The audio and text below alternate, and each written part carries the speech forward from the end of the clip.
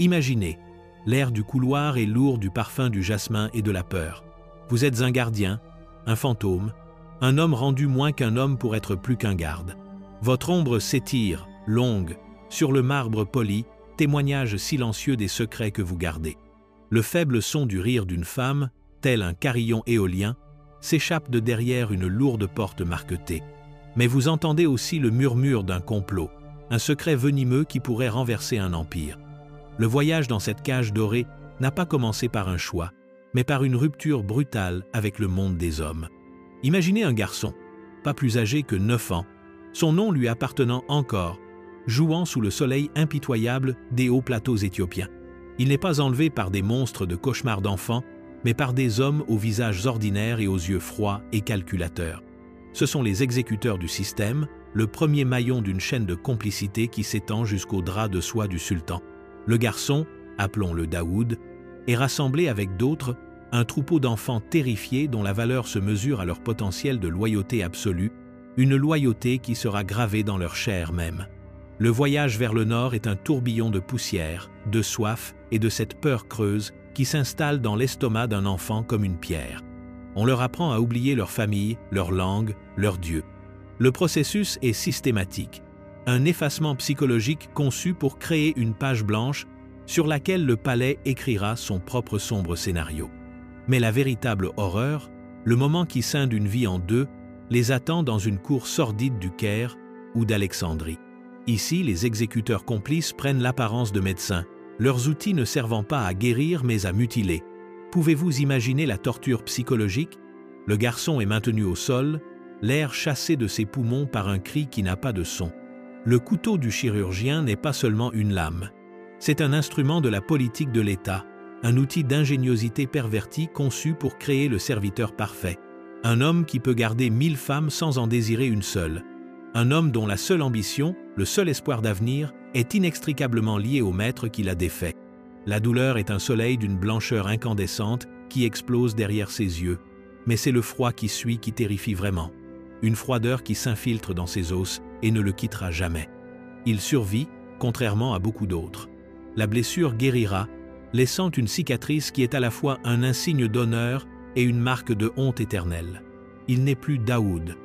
Il n'est plus qu'un objet, une chose, un eunuque noir, destiné au cœur de l'Empire ottoman, le palais de Topkapi. Son ancienne vie est un fantôme, un rêve à moitié remémoré, et sa nouvelle vie est un cauchemar éveillé auquel il ne peut échapper.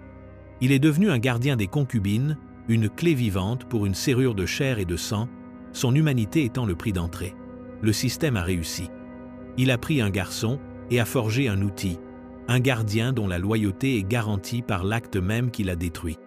Il est maintenant prêt à entrer dans le sérail, la maison de la félicité, un lieu dont le nom est la plus cruelle des ironies. L'arrivée de Daoud au palais de Topkapi n'est pas l'entrée dans une maison, mais une absorption dans une machine. Le palais est une ville dans la ville, un labyrinthe de cours, de couloirs et de cages dorées, tous vibrant des courants silencieux et mortels du pouvoir. Sa première impression est celle d'une échelle écrasante et d'un silence étouffant. Le silence est la partie la plus déconcertante. Ce n'est pas le silence de la paix, mais le silence de 1000 secrets indicibles, d'ambitions tenues en échec par la menace constante de la corde d'arc ou de la coupe empoisonnée. Il est affecté au corps des eunuques noirs, les gardiens du harem impérial, un monde dans le monde régi par sa propre logique brutale. Sa formation est implacable, une continuation de l'effacement psychologique qui a commencé le jour où il a été enlevé.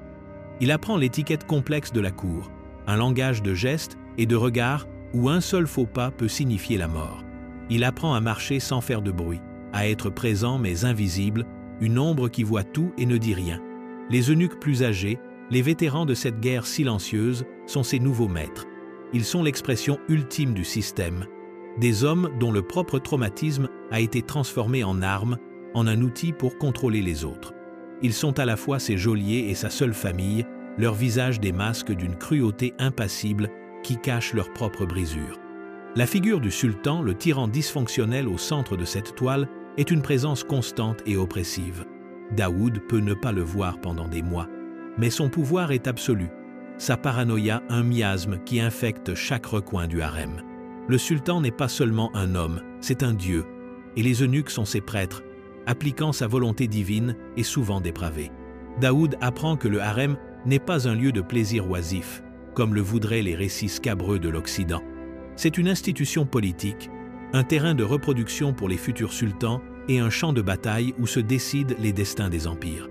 Les femmes, les concubines, ne sont pas seulement les objets du désir du sultan, elles sont des joueuses dans un jeu mortel, et les eunuques sont les gardes-chasse.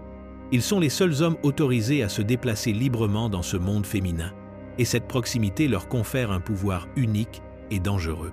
Ils sont les yeux et les oreilles du sultan, mais ils sont aussi les confidents, les messagers et les gardiens des secrets des concubines. C'est le paradoxe central de leur existence. Ils sont totalement impuissants, et pourtant ils détiennent les clés d'un immense pouvoir. Ce sont des esclaves qui peuvent faire ou défaire des reines. Daoud apprend à naviguer dans ce paysage perfide, son visage devenant aussi impassible que celui de ses maîtres. Il apprend à lire les changements subtils dans l'expression d'une femme, à comprendre la signification d'un mot murmuré, à sentir la formation d'une alliance ou les débuts d'un complot. Il n'est plus un garçon, pas encore un homme, mais quelque chose d'autre, quelque chose de forgé dans le creuset du harem. Il devient l'un des complices exécuteurs du système, sa survie dépendant de sa volonté de perpétuer le système même qu'il a défait. Les années passent dans un flou de rituels et de routines, le changement des saisons n'étant marqué que par l'arrivée de nouvelles filles, leur visage des masques de terreur qui reflètent le sien, datant d'une vie antérieure. Il voit en chacune d'elles la victime impuissante, et en les voyant, il est forcé de confronter le fantôme du garçon qu'il était autrefois. Mais l'empathie est un luxe qu'il ne peut se permettre. Dans les couloirs silencieux et dorés du palais de Topkapi, la survie est la seule morale. Le harem est une serre d'intrigue, un lieu où l'ambition fermente dans l'air parfumé. Ici, le pouvoir ne s'exerce pas avec des armées et des épées, mais avec des secrets et des chuchotements.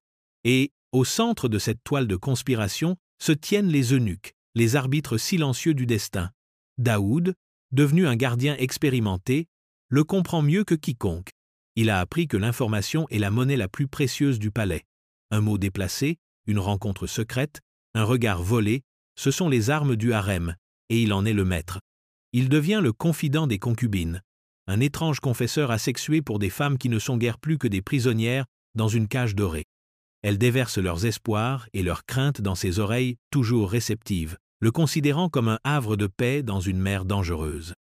Elles ne comprennent pas qu'il est la mer elle-même, ses courants guidés par l'attraction gravitationnelle de sa propre ambition et la volonté de ses véritables maîtres, le sultan et, plus important encore, la mère du sultan, la sultane validée. C'est elle qui est la véritable souveraine de ce domaine féminin, une reine araignée au centre d'une toile vaste et complexe. Et Daoud est son serviteur le plus fidèle. Le récit s'accélère par un après-midi d'été humide. Une rumeur, toxique et puissante, commence à circuler. Une concubine favorite, une jeune circassienne aux yeux de la couleur du ciel d'été, est soupçonnée d'infidélité. L'accusation est absurde, impossible.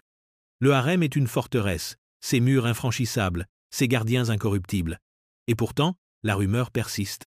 Le sultan, un homme dont l'ego est aussi fragile qu'il est vaste, est consumé par une rage paranoïaque. Le tyran dysfonctionnel, autrefois une menace lointaine et abstraite, est maintenant un danger très réel et présent. Il exige une preuve, un coupable, un sacrifice. L'atmosphère dans le harem devient électrique de peur. Les femmes s'observent avec des yeux soupçonneux, leurs amitiés se transformant en méfiance. Les rires et la musique qui emplissaient autrefois l'air sont remplacés par un silence tendu et étouffant. Daoud est chargé de trouver la vérité, une tâche qui est à la fois un grand honneur et une potentielle condamnation à mort. Il se déplace dans le harem comme un fantôme, ses yeux ne manquant rien.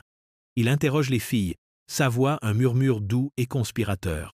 Il fouille leurs chambres, ses mains passant au crible les soies et les bijoux, à la recherche d'une lettre égarée, d'un cadeau interdit, de tout signe d'une vie secrète. Il est un détective dans une affaire où le crime lui-même est un fantasme, une projection du propre dysfonctionnement sexuel du sultan qui s'est métastasé en une psychose politique. La pression monte. Les colères du sultan deviennent plus fréquentes, ses menaces plus explicites. Daoud sait qu'il ne peut pas échouer. Mais quelle est la vérité? La jeune circassienne est-elle vraiment innocente? Une victime impuissante de la malveillance d'une rivale? Ou y a-t-il un complot plus profond en jeu, une conspiration pour discréditer la sultane validée en souillant l'une de ses favorites? La ligne entre victime et coupable s'estompe. Dans le harem, l'innocence est un handicap. Et la culpabilité est une question de perspective. Daoud doit faire un choix. Il peut révéler le complot, s'il y en a un, et risquer la colère d'une faction puissante. Ou il peut sacrifier la jeune fille, l'offrir à la fureur du sultan, et restaurer la paix fragile du harem. Sa décision ne sera pas fondée sur la justice ou la moralité. Ce sera un calcul froid et implacable du pouvoir. Il est un produit du système, et le système exige ses sacrifices. Le sort de la jeune fille aux yeux bleu ciel est en jeu, un pion dans un jeu auquel elle n'a jamais demandé à jouer. Et Daoud, l'homme des faits, est celui qui décidera de son sort. Des années de service silencieux, de loyauté inébranlable et d'efficacité impitoyable ne passent pas inaperçues. L'étoile de Daoud s'élève dans le sombre firmament du palais. Il gravit les échelons des eunuques noirs, son influence grandissant chaque année. Il survit à ses mentors, déjoue ses rivaux et remporte le prix ultime, le poste de Kislar Aga, le chef des eunuques noirs, le maître des filles. Le titre est d'une simplicité trompeuse, mais il représente un pouvoir presque absolu. Le Kislar Aga est le troisième personnage le plus puissant de l'Empire ottoman, après le grand vizir et le principal dignitaire religieux. Il est membre du Conseil impérial, sa voix ayant du poids dans les affaires de l'État.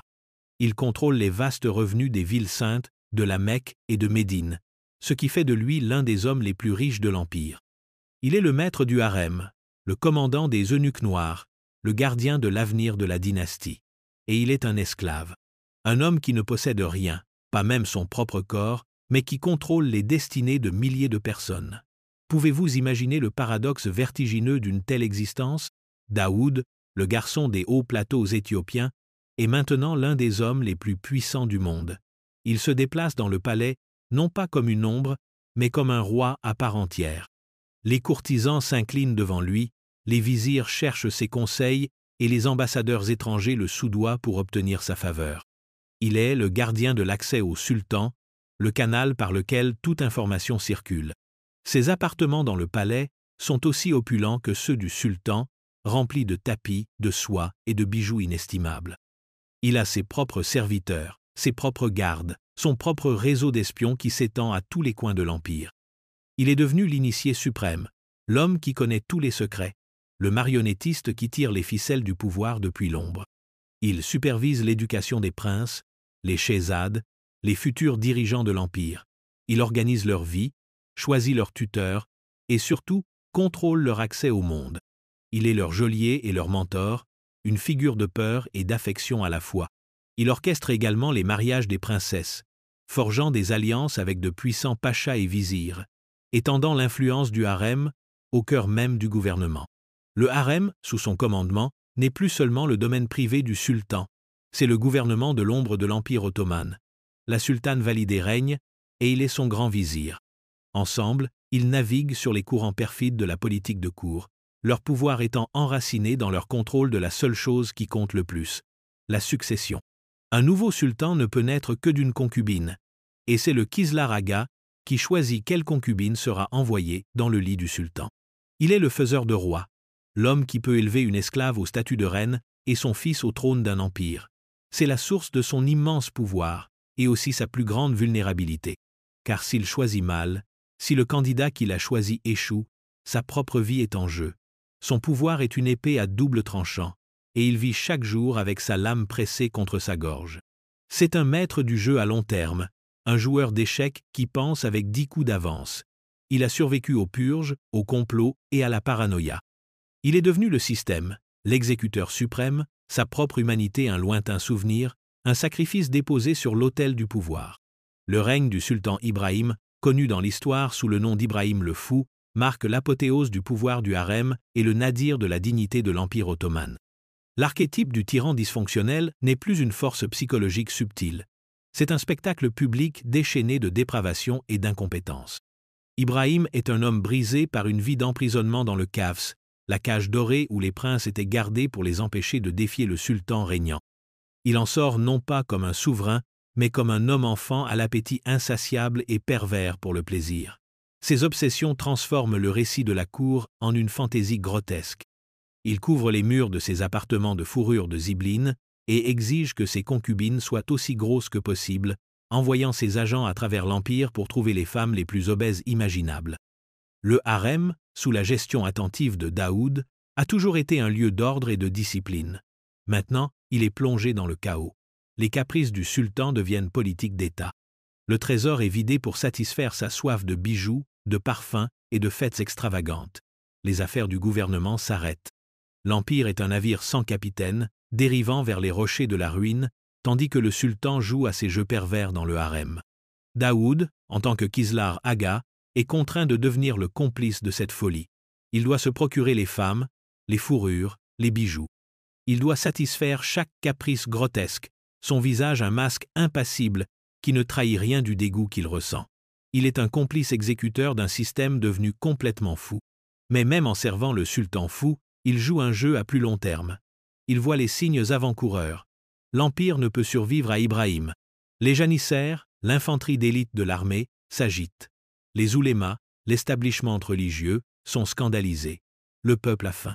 Une conspiration commence à se former, ses tentacules s'étendant des casernes des janissaires aux mosquées de la ville et, inévitablement, au cœur du harem. L'actrice clé est la nouvelle sultane validée, Turhan Atis, la mère du prince de 7 ans, Mehmed. Elle est jeune, ambitieuse et impitoyable. Elle voit que l'avenir de son fils, et le sien, est menacé par la folie d'Ibrahim. Elle a besoin d'alliés, et elle se tourne vers le seul homme qui peut rendre un coup d'État possible, Daoud. Le dénouement s'accélère. Les conspirateurs se rencontrent en secret, leur chuchotement masqué par les bruits nocturnes du palais. Le plan est audacieux, déposer Ibrahim et placer l'enfant Mehmed sur le trône. C'est une trahison, et s'ils échouent, les conséquences seront inimaginables. Daoud est la cheville ouvrière. Il contrôle la garde du palais. Il peut sécuriser le harem, protéger le jeune prince et isoler le sultan. Le moment arrive. Les janissaires marchent sur le palais. La ville retient son souffle. À l'intérieur du harem, Daoud agit avec une rapidité froide et décisive. Il place ses eunuques les plus fidèles à chaque porte. Il met le prince en sécurité, le cachant, puis il affronte Ibrahim. La scène est d'une grande intensité dramatique. Le sultan fou, acculé et terrifié, rage et supplie. Il ne peut pas comprendre que ses propres créatures, les esclaves qu'il pensait posséder, se retournent contre lui. Daoud reste impassible. Il a trop vu, trop sacrifié, pour être ému par les supplications d'un homme brisé. Il est l'instrument de l'autocorrection du système. Le coup d'État est rapide et brutal. Ibrahim est déposé et, 10 jours plus tard, étranglé par le bourreau sur ordre du nouveau régime. L'enfant de 7 ans, Mehmed IV, est placé sur le trône. Le harem a une fois de plus choisi le sultan, et Daoud, le Kislar Aga, l'esclave d'Éthiopie, a été le faiseur de roi. Il a sauvé l'empire d'un fou, mais ce faisant, il a commis le péché ultime. Il a porté la main sur l'ombre de Dieu sur terre. C'est une victoire qui a le goût glacial d'une défaite. Les années qui suivent la déposition d'Ibrahim le Fou sont un âge d'or pour Daoud. Avec un enfant sultan sur le trône et son allié, Turhan Sultan, régnant en tant que régente, son pouvoir est absolu. Il n'est plus seulement le Kislar Aga, il est le dirigeant de facto de l'Empire ottoman. Les grands vizirs vont et viennent, mais lui reste une figure permanente dans le paysage mouvant du pouvoir. Il amasse une fortune qui rivalise avec celle du sultan, sa richesse témoignant de son influence inégalée. Il construit des mosquées, des fontaines et des bibliothèques, son nom inscrit sur la pierre à travers la capitale, la tentative d'immortalité d'un esclave. Mais le pouvoir est une chose creuse, une cage dorée encore plus confinée que le harem lui-même. Il est prisonnier de son propre succès, sa vie une veille constante et vigilante contre les rivaux qui convoitent sa position. Il dort avec un poignard sous son oreiller et ne fait confiance à personne. Les fantômes de son passé sont ses seuls compagnons constants. Le fantôme du garçon qu'il était, le fantôme de l'homme qu'il aurait pu être, les fantômes des innombrables hommes et femmes qu'il a sacrifiés sur l'autel de son ambition. Il est maintenant un vieil homme, le corps voûté, son visage une carte routière de sa longue et brutale vie. Le feu de l'ambition qui brûlait si vivement dans ses yeux s'est refroidi en une braise terne. Il parcourt les couloirs du harem, les mêmes couloirs qu'il a parcourus pendant plus de 50 ans, et ne voit pas le monde vibrant et dangereux de sa jeunesse, mais un musée de ses propres souvenirs. Il voit le visage de la jeune circassienne qu'il a condamnée pour se sauver. Il entend les divagations folles du sultan Ibrahim. Il sent le poids fantôme de la corde d'arc qu'il a étranglée. Le harem lui-même change. Le monde à l'extérieur des murs du palais change. Les anciennes certitudes s'effritent. L'Empire est assailli par des ennemis de l'extérieur et par la décadence de l'intérieur. L'ère des grands sultans est terminée, et avec elle, l'ère des grands Kislar Agas. Le pouvoir de Daoud, autrefois si absolu, commence à décliner. Un nouveau grand vizir, un homme des provinces sans lien avec les factions du palais, consolide le pouvoir. L'influence du harem est réduite. Le gouvernement est professionnalisé, rationalisé. Il n'y a pas de place dans ce nouveau monde pour la politique de l'ombre du sérail. Daoud, le maître de l'ancien jeu, se retrouve déjoué. Il est une relique, une créature d'une époque révolue. Sa fortune est confisquée, ses titres lui sont retirés, son pouvoir réduit à une coquille cérémonielle. Il n'est pas exécuté. Un homme qui connaît autant de secrets que lui est trop dangereux pour être tué. Au lieu de cela, il est exilé, renvoyé sur la même terre d'Égypte brûlée par le soleil où sa vie a été scindée en 2 temps de décennies auparavant. L'exil est l'ironie finale, la plus cruelle. Il est renvoyé au début, à l'endroit où il a été défait, pour vivre ses derniers jours en homme oublié. Le système qu'il avait créé, le système qu'il avait servi et maîtrisé, avait fini par le consumer. L'exil de Daoud en Égypte est un long et lent effacement dans l'obscurité. Il vit dans une modeste maison au Caire, une ville à la fois étrangère et d'une familiarité obsédante. Les sons, les odeurs, la chaleur oppressive, ce sont les mêmes sensations qui ont accompagné sa transformation brutale de garçon en eunuque. C'est un fantôme dans une ville de fantômes, ses journées passées dans une réflexion calme et sombre. Le monde vaste et complexe du palais de Topkapi, avec ses intrigues complexes et ses jeux mortels, semble être un rêve, une histoire arrivée à quelqu'un d'autre. Il n'est plus le Kislar Aga, le maître de 1000 secrets. Il n'est plus qu'un vieil homme qui attend de mourir.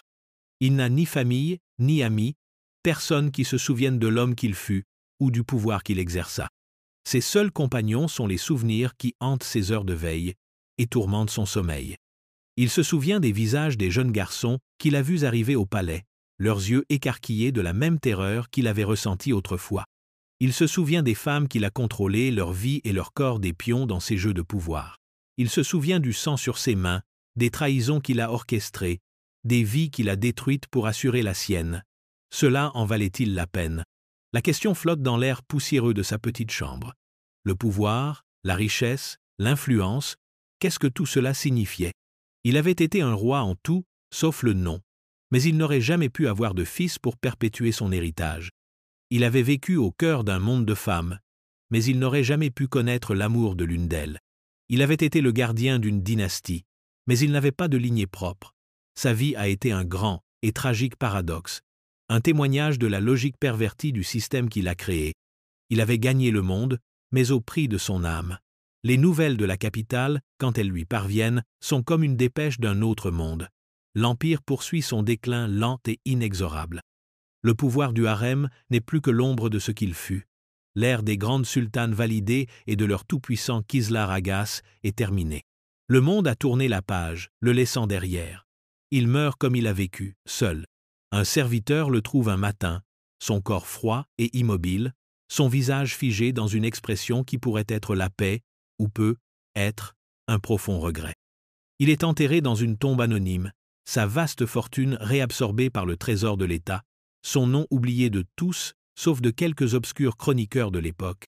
Sa vie, qui avait été si centrale dans l'histoire de son temps, devient une simple note de bas de page, une curiosité pour les générations futures. Le système qu'il avait si fidèlement servi n'a finalement eu aucune utilité pour lui. Il l'avait utilisé, puis il l'avait jeté, comme il en avait jeté tant d'autres avant lui. Il n'était qu'une victime de plus d'une machine qui consumait des vies humaines pour alimenter sa propre existence. L'institution de l'eunuque du harem ne s'est pas terminée avec Daoud. Elle a perduré pendant encore 2 siècles, fantôme d'elle-même, relique d'une ère révolue de la puissance ottomane. Mais le monde changeait.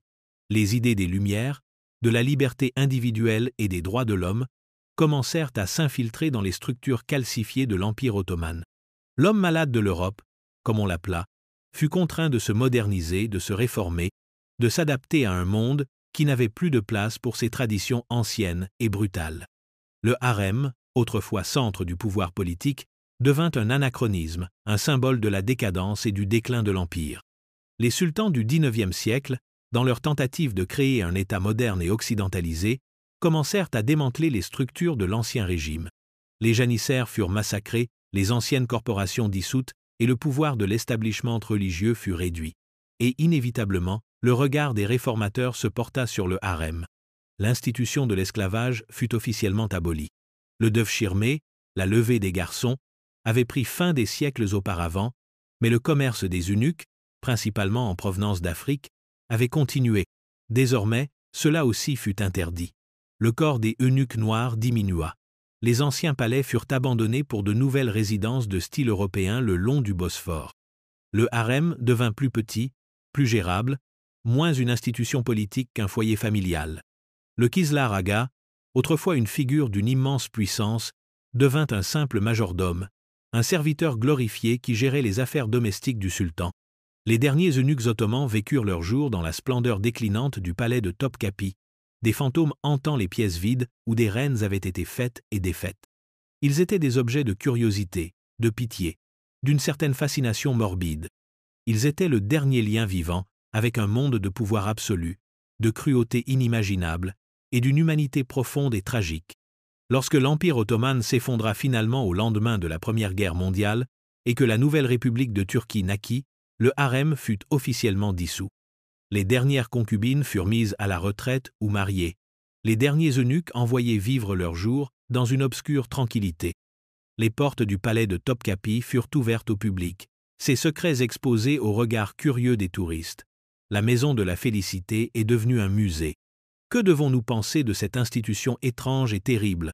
Comment comprendre la vie d'hommes comme Daoud, qui était à la fois victime et bourreau, esclave et maître, impuissant et tout-puissant? Leur histoire est un sombre miroir tendu à la nature même du pouvoir. Elle révèle comment le pouvoir peut corrompre non seulement les individus qui l'exercent, mais les systèmes mêmes qu'ils habitent. Elle montre comment les institutions, créées dans un but précis, peuvent acquérir une vie propre, leur logique tordant et pervertissant l'humanité de ceux qui les servent.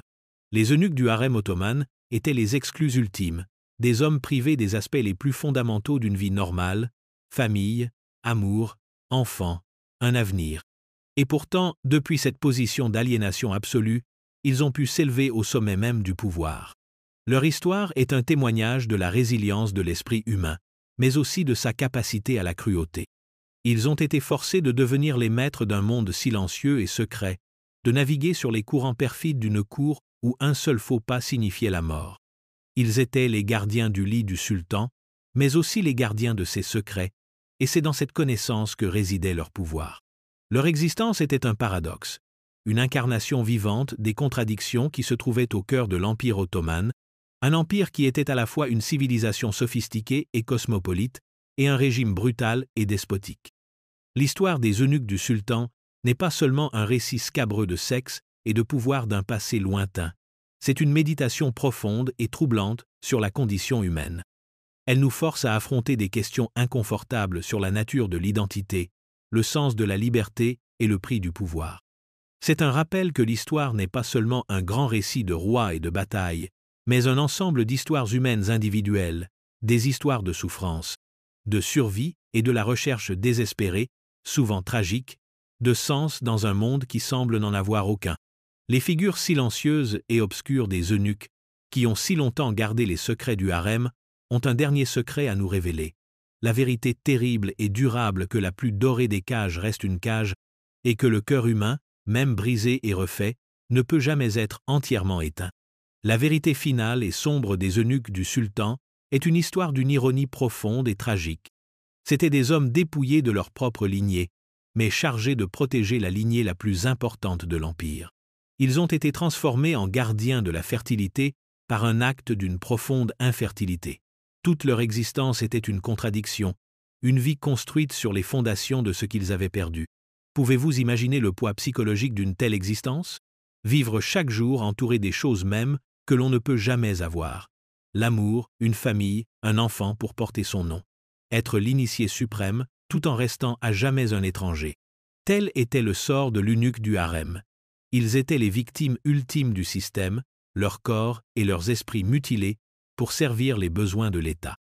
Et pourtant, ils en étaient aussi les exécuteurs les plus efficaces. Ils perpétuaient le système même qui les avait détruits, leur propre traumatisme transformé en armes pour contrôler les autres. Ils étaient à la fois les geôliers et les prisonniers, leur vie une veille constante et vigilante dans une cage dorée. Le pouvoir qu'ils exerçaient était immense, mais c'était un pouvoir d'emprunt, une gloire réfléchie. Il n'était pas le leur. Il appartenait au sultan, à la sultane validée, au système. Et lorsque le système n'eut plus besoin d'eux, il les rejeta sans une seconde pensée. Leur histoire est une mise en garde sur la nature du pouvoir. Elle montre qu'un pouvoir qui n'est pas enraciné dans le sens de sa propre humanité, dans un lien avec les autres, est en fin de compte une force destructrice. C'est un pouvoir qui consume, qui vide, qui ne laisse rien d'autre qu'une coquille dans son sillage. Les eunuques du harem ottoman étaient les hommes creux, les gardiens d'un monde aussi vide que leur propre avenir. Et pourtant, dans leur histoire, dans leurs témoignages silencieux et souffrants, il y a une beauté étrange et terrible. C'est la beauté de la résilience humaine, de la capacité à survivre à l'inimaginable, à se tailler une vie, aussi tordue et compromise soit-elle, dans les environnements les plus hostiles. Ils n'étaient pas des monstres, ils étaient des hommes, brisés et refaits, qui ont fait ce qu'ils devaient faire pour survivre. Leur histoire est un témoignage de la nature sombre, complexe et souvent tragique du cœur humain. Et c'est une histoire qui, une fois entendue, ne s'oublie pas facilement. Le silence des eunuques, au final, est plus éloquent que tous les mots. Il parle de perte, de souffrance, du terrible coup humain de l'Empire, et du pouvoir durable et obsédant du passé.